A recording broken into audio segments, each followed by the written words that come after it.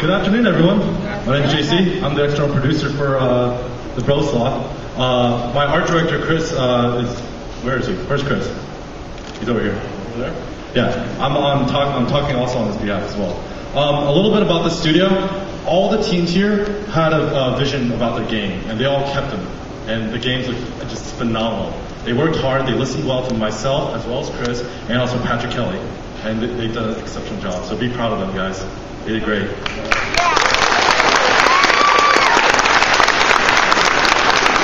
right, so the first team up, Lounge-Tigers, they are super excited.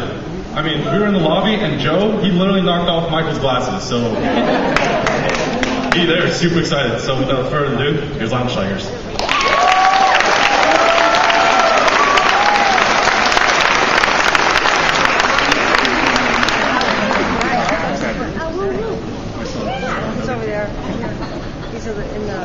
What's up, everybody? Hey, Joe!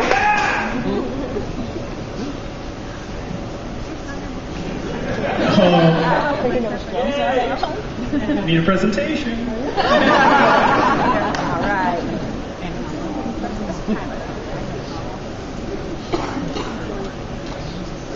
My son's gonna have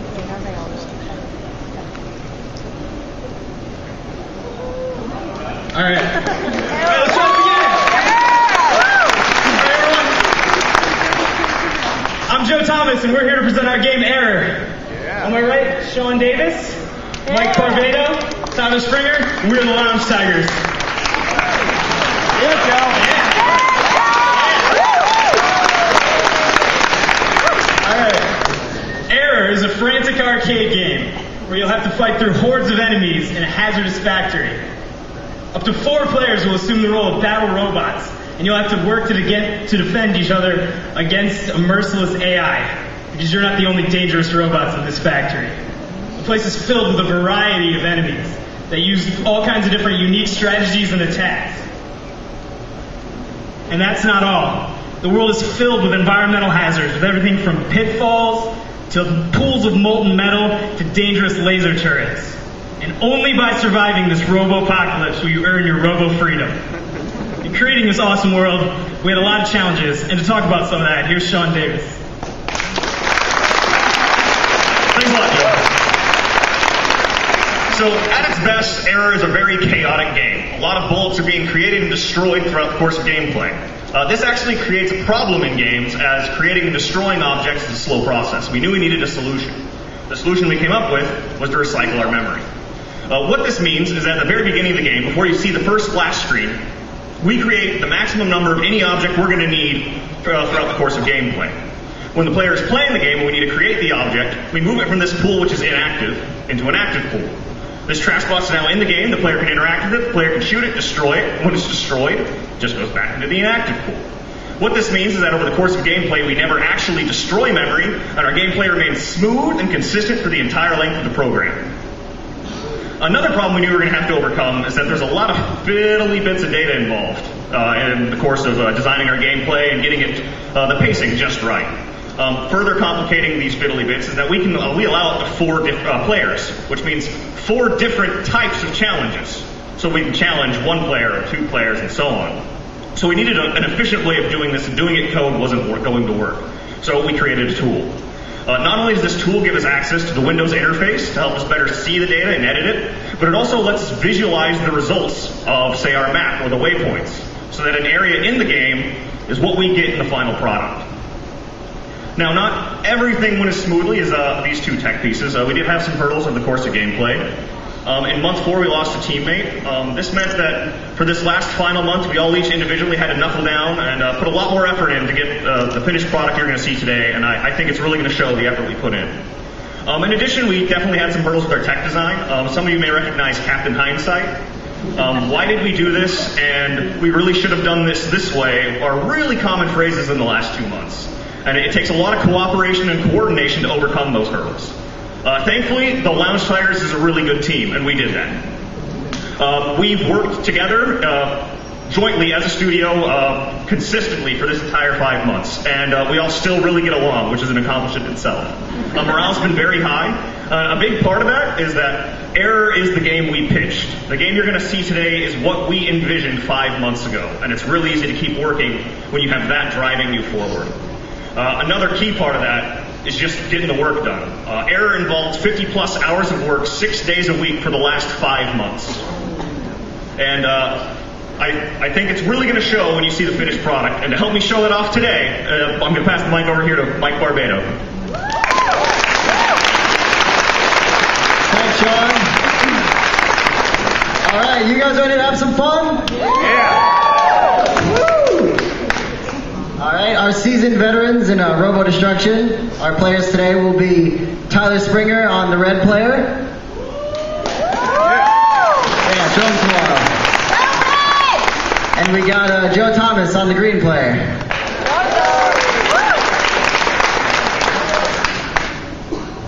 All right, give us a little bit as we get up in here. All right, you guys ready to play? Yeah.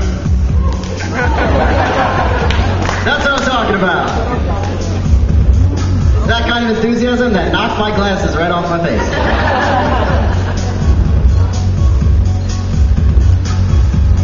All right, and here is Err0r. Let's just jump right into the game, guys. Okay, here's our character select screen where you can choose from 1 of 4 players, as denoted by different heads and colors. All right, after our players lock in, we'll just jump right into the game.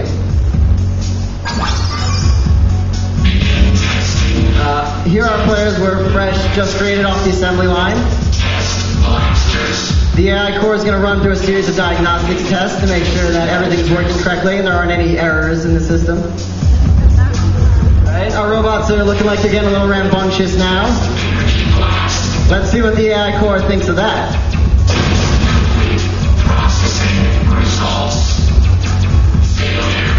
Oh, it looks like our players are malfunctioning. They have been slated for destruction. The core will destroy them now. Here the core has decided to dispose of our players with his first drone, the trash bot. Originally designed to take out the trash, instead he's going to try and take out our players. Alright, the players have just picked up our first weapon, the Gatling gun. It fires a hailstorm of bullets in front of the players, but as they fire it, it's got some wicked recoil that pushes them back. Alright, doing a good job there, guys. Clear out the last of it. The core is starting to realize the level of threat is increasing, so he responds in kind by releasing the patrol bot. Designed as a security robot to keep the peace, he's going to make sure our players leave in pieces. As you might have noticed, our players just picked up the blue weapon pickup. It is the Tesla gun. It fires an arc of electricity in front of it and destroys everything in its path, including enemy bullets. It's really great for getting up close and personal. Alright, our players are doing a good job taking care of those threats. As they maneuver around the factory, they'll be avoiding these conveyor belts, explosive crates and barrels, and of course, the death pits. Might want to watch out for those guys. Oh, and red player takes a nosedive, right as I say that. Head flies into the air. And they reach the checkpoint safely. So far, so good. Oh, the core is starting to realize that something's going wrong, so he releases his heavy hitter. Without giving away too much, we like to call him the Smash Bot. It's because he smashes things. Alright, they're doing a good job avoiding his attack. They use that teamwork to take him out pretty quick. Now our players have picked up the newest gun, the Pulse Laser. The Pulse Laser fires a beam that pierces everything in its path and does great damage. It's awesome for crazy robot parties like this one. Alright, and here green player's just swooping around with that Tesla gun. He really wants to keep red player covered. That's the essence of teamwork. Alright, green player's just picked up our shield power-up. The shield gives the players brief moments of invulnerability, so it's great to pick it up and then stand in the thick of things while your friends die.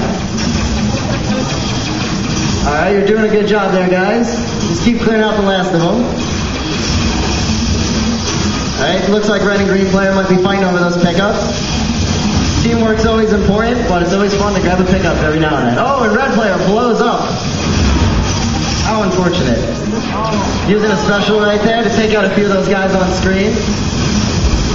Oh, things are getting pretty chaotic because our players will really have to use all their wits to survive this. Here comes the lone Smash Bot to take him out.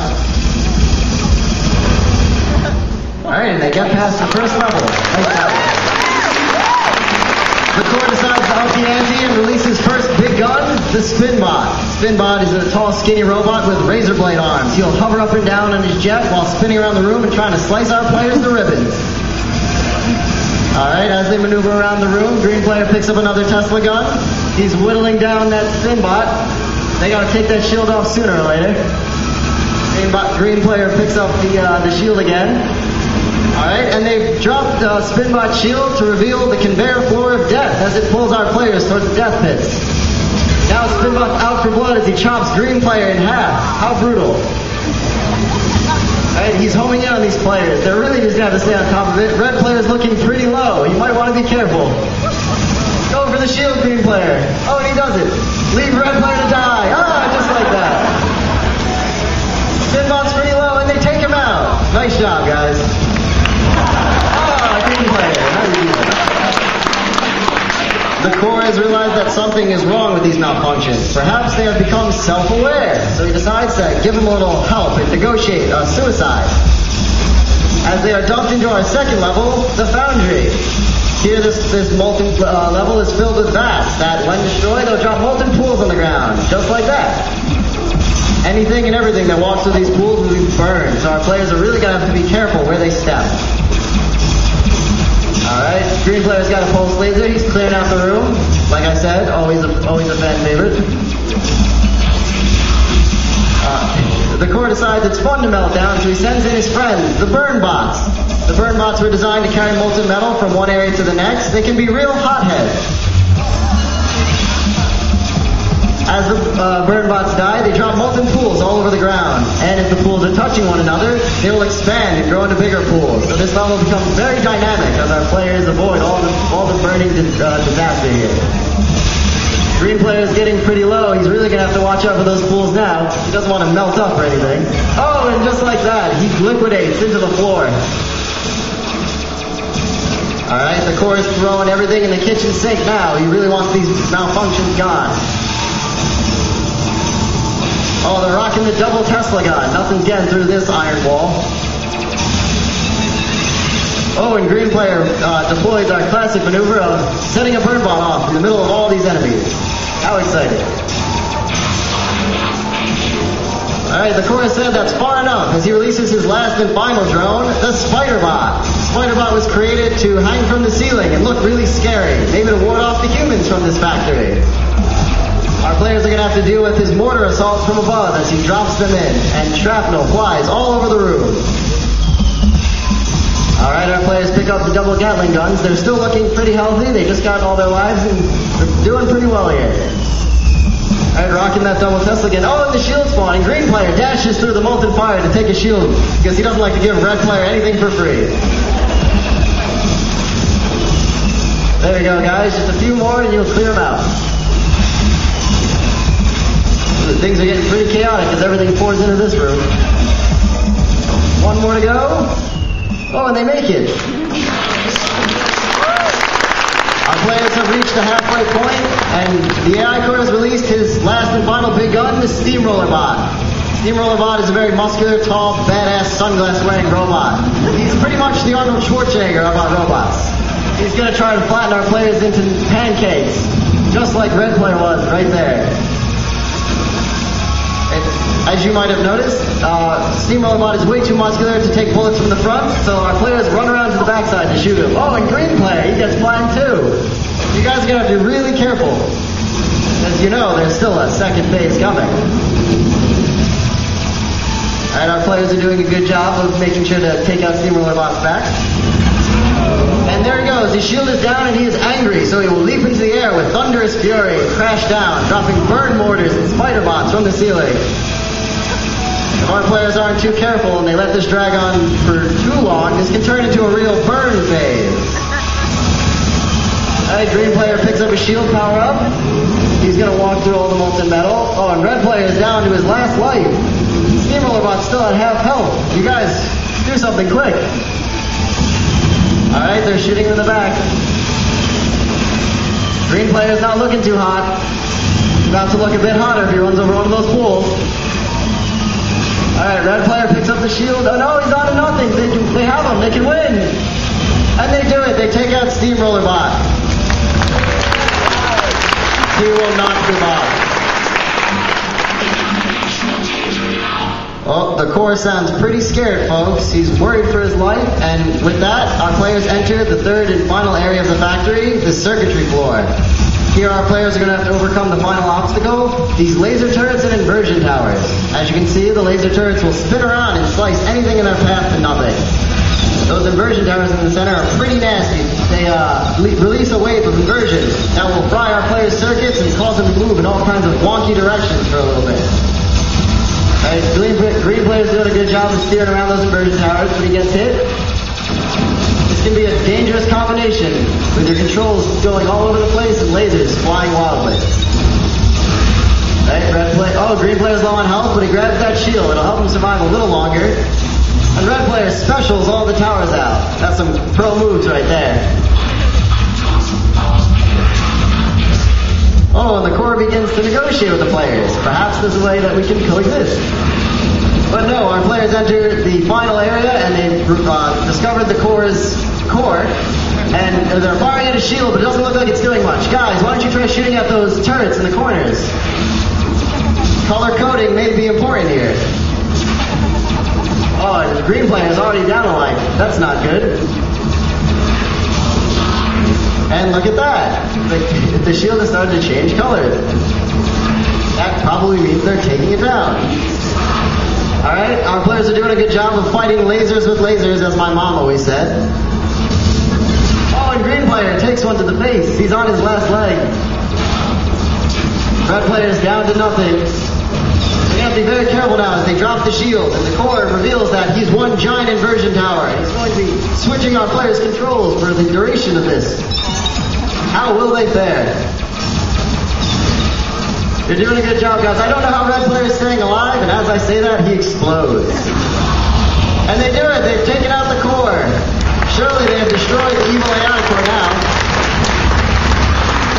Or have they? As the core descends from the ceiling for his final fight, he's decided to take things into his own hands, his big robot smashing metal hands. While doing this, he's taking a page out of Spider-Bot's book and he's lobbing mortars into the air and down at our players. Things are going to get very chaotic very fast. Our core's got the angriest of faces on. That's probably the angriest one he'll show. Alright guys, you're doing a good job avoiding all these things. Red player's down to half health. Green player's already used his special. Red player should probably do that as well. And he does. Takes out a good chunk. Oh, and red player bites the dust, and the core gives a little smile on his face as he does it. And the core's shield is dropped, and he's panicking now as he strays back and forth. He's decided to smash everything in the room. He's going to go wild and speed things up. Our players are experts here. They avoid everything. It's pretty crazy how well they're doing. Oh, and as I say that, green player gets smashed into the ground. Makes me look like a liar. Alright, they're hitting him with everything they've got. Red player's looking pretty low. He's only got one life left. He's better be careful how he uses it. The core's almost dead. Come on, guys, cheer him on. Oh, they did it! They destroyed the core. They blue screened the core. And as we know in computers, that means imminent death.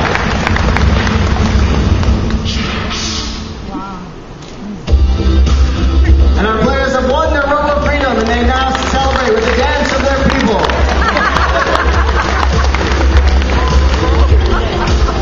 And that was Err. Thanks for playing. Thanks for watching. Hope everyone had a good time. Alright, if you want to pick up Err and play for yourself and battle against these robots in that AI core, then you can go to gameproject.fullsail.com and download it for free. Free is always good. Enjoy as our robots dance for your pleasure, because they're free too. Alright, now if anyone has any questions about how we did all this, then feel free to come up to these mics on the side. I'll be pulling it off to Sean Davis, who will answer your questions. Thank you very much, Michael.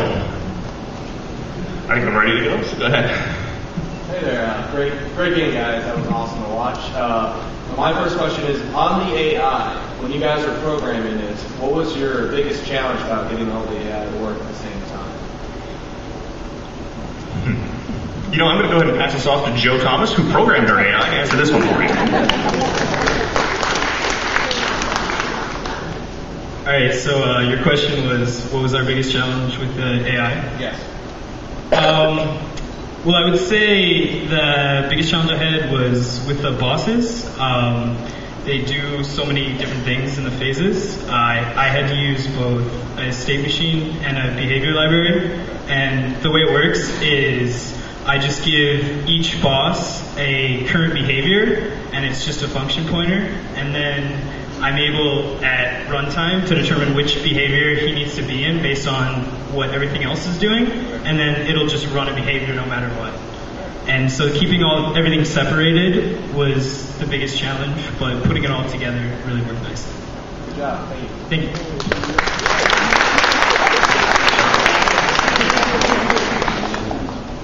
Hello. Hi. The game was really good. My question is, did you guys not get anything in the game that you wanted to get in the game? The question was, did we not get anything in the game that we wanted to get into the game? Tyler wants me to say the grenade launcher, but I'm going to say that actually, no, we managed to get everything we pitched in our design doc into the game. We managed to put in a few more things that we pulled out of our design doc into the game, and based on the feedback, we even included a few more features. So we were able to greatly expand upon our original design.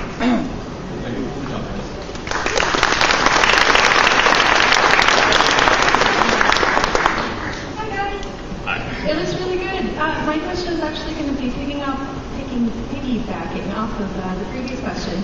When we left Game Pre-Pro, there was a lot that we had to cut at the very end because they thought that they wouldn't be able to fit it, and you obviously got all of it and more. Was it hard to negotiate to try and get all of those things back in? The question was it hard to negotiate to get some of the things we had to cut in pre-production back into the game? And actually, no. We put a lot of hard work into the early months, and so what it is, we got ahead of schedule. And so getting the extra items in the game was simply a matter of filling the man hours that we had managed to complete. So, yeah, it was really awesome that, it wasn't that we didn't have enough work, it's that we got all the work done. Awesome, thank you. Hey guys, my question is there anything happening behind the scene, code-wise, tech-wise, that you are really proud of that we couldn't see? Well, I'll just throw this one out here because I'm proud of it. The question is there anything behind the scenes that you guys can't see that we're really proud of? It's part of the memory management system, and it was just kind of a side effect, and we really wanted to shoot for this from the start. You'll notice there was no loading screen in Err at any point in time. There's about a 2-second startup, and then we don't load anything for the course of the game. We're really happy, and it really saved us a lot of time in troubleshooting later, having that in our core month. Thanks. Congratulations, guys. That's great.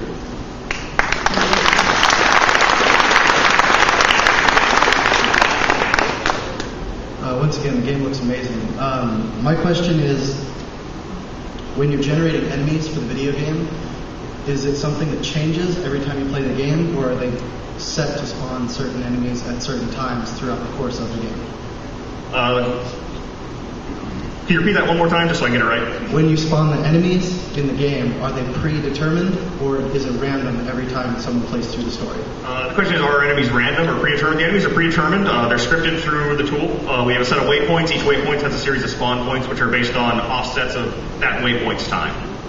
And so, yeah, that was all edited and modded through lots of iterations. Awesome.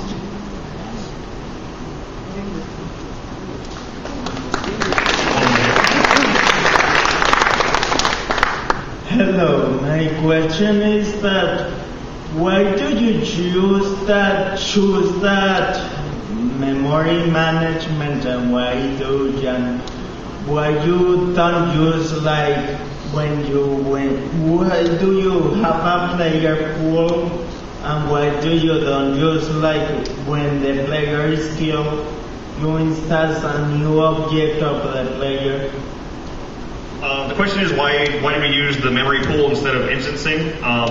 When you call new and this is getting a little techie, but when you use memory on the heap, it's actually a slow process when you're calling new and delete. It also fragments the memory over time. And so we knew right going in that we were going to be creating a lot of bullets and a lot of enemies, and they were going to be dying just as fast. And it didn't really make a lot of sense to waste those cycles calling new, and we knew we were going to fragment the memory. We just wanted to skip that altogether. And I will pull forward, it takes up a bit more system RAM to keep everything hanging out in the background. but it did save us so much trouble on pointer math and new deletes and memory leaks that we didn't have to deal with. For the bullet, you use like a list of bullets, and you put like if bullet is not in the screen, it's a non-live bullet, and the bullet is in the screen, it's alive. Try that one more time. I just want to make sure I get it right. Okay, my question is that you use a list for the bullets, an array, and did you use like a class of bullets that a new bullet is instantiated when the other bullet left off the screen? I think of it like are bullets kind of like different classes, or are they all just like one, like each bullet type is just all one base class and they're all in one big array? Assuming that's the question, we needed a lot of different codes. We actually ended up breaking up the bullets into a lot of separate classes. So no, the bullets aren't all in one big root base class. A lot of them switch around. And so like every object is just a static array on the stack that we just create the max, okay, we're never gonna need more than 60 bullets because we're destroying them so fast, like that. And we just use pointer math to get at them. Yeah, thanks. Thank you.